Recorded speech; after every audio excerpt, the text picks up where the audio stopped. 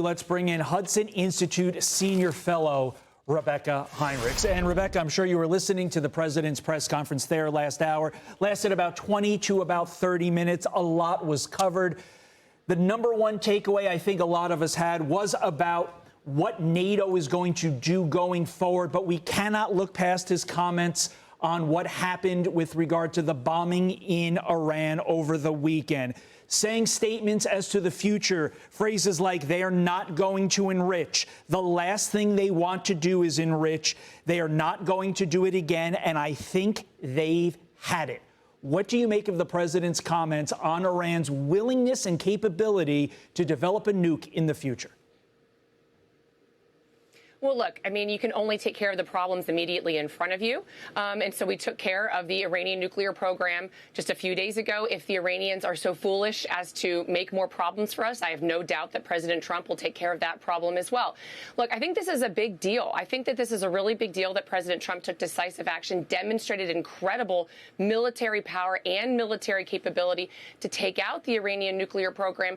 And also it gives President Trump and the United States a lot of credibility that we will do what we say we're going to do. You were talking about NATO. He's now at the NATO summit. NATO can be confident that the United States has the military capability and a president who has the will to say what he means if, in fact, you have a country that crosses us like the Iran regime did. And I think that that bolsters the credibility of NATO as well. Understood. Here's more of what the president had to say just moments ago. Very good. I think very good. Israel came back yesterday. I was so proud of them. Because they came back, you know, they went out because they felt it was a violation. And technically they were right, but it just wouldn't have worked out very well. And they brought the planes back. They had gone on to another journey because there was a little bit of a violation. And I said, you got to get them back. And they came back, and it was a great thing. And it's going very well. So the president confirming that the Israel-Iran ceasefire is going well for now.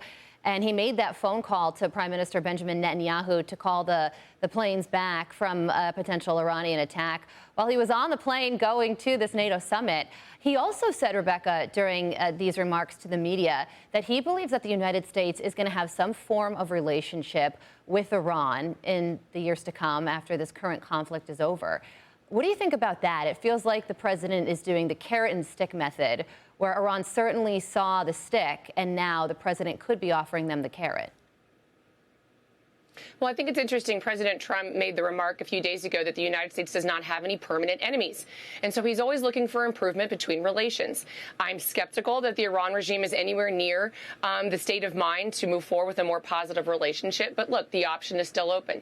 I do think it's important to note that even as President Trump tries to get the Israelis to stand down on some of the more aggressive air campaign against the Iranians, there still needs to be you still need to have Israelis inside the country doing private campaigns to make sure that they get any of the other illicit nuclear material out of Iran. So there's still going to be some military options, I think, going on inside Iran on the part of the Israelis. I think the United States would be extremely wise to support that. It's just that we're almost certainly not going to see these much more aggressive air campaigns that the Israelis have been so successful at carrying out thus far. And on the left-hand side of your screen, Rebeccah, the president of the United States, once again, now posing for a picture with, I believe, if my eyesight serves me, oh, that is not Emmanuel Macron. I just need better glasses. Okay. The NATO Secretary General. Okay.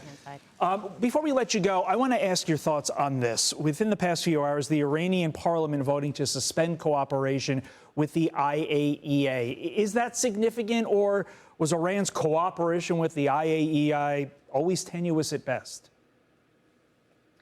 Well, look, there's a lot of criticism from the expert community of President Trump that because he authorized and directed the United States to take out Iran's nuclear program, that the United States was in violation of international law. My response to that is we just enforced the non-proliferation treaty, which the Iranians were in violation of. So if the Iranians now decide that they're not going to cooperate with the IAEA, I say, look, that organization is there to conduct inspections of your nuclear program. You were already in violation of the non-proliferation treaty. So we'll see how this goes. I mean, I think right now we're going to hear a lot of, upset rhetoric from the Iran regime, understandably. I would like to see them comply with the IAEA, but we need to get the Iranians complying with all sorts of international norms of which they've been in violation to this point. And we're hearing that all the world leaders are going to be gathering. They're going to be taking a family photo. I love that name. Great name. And we're going to be bringing you those images when they come in. But Rebeccah, something else I wanted to ask you about is that Iranian media is reporting this morning that they have executed 3 Mossad spies, that they're describing them as Mossad spies that were living in Iran. And Iran is also saying that more than 700 people who they say were aligned with Israel have been arrested over the last 12 days.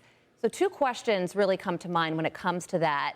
Could those actions by Iran impact the ceasefire that is very fragile and taking place right now?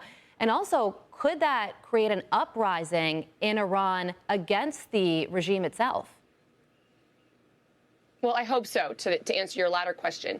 I mean, I think President Trump was right when a couple of days ago he said that essentially we would welcome a change in the regime in Iran. The Iranian people are the ones that are going to have to do it. You're not going to see, I think, pressure from the United States downward to try to make that happen.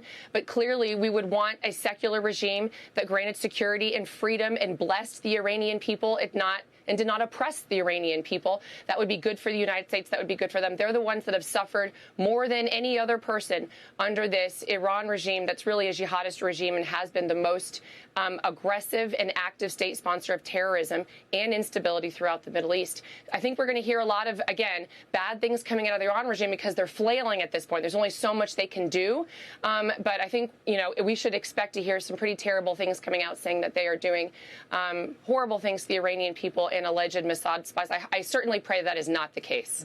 Rebeccah Heinrichs, thank you for your insight this morning. We appreciate it. I'm Steve Ducey. I'm Brian Kilmeade. And I'm Ainsley Earhart. And click here to subscribe to the Fox News YouTube page to catch our hottest interviews and most compelling analysis.